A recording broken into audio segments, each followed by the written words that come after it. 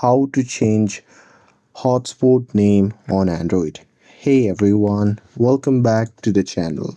In today's video, I'll show you how to change hotspot name on your Android phone. So now, without further ado, let's get started. So here, first thing first, open the settings app on your phone.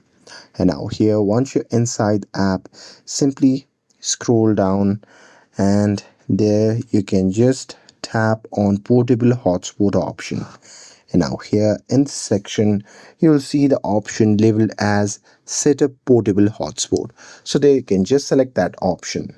And now here on the next page you'll see your network name box, so there you can just tap on it, and after that you can simply delete your current hotspot name if needed and enter the new name you want to use.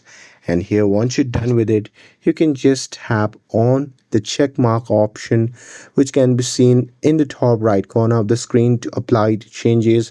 And with that, your hotspot will now appear with the new name when other devices searches for available Wi-Fi networks. And that's it. With this, if you found this video helpful, then don't forget to like, share and subscribe to get updated for more videos. Thanks for watching, and I'll see you in the next video.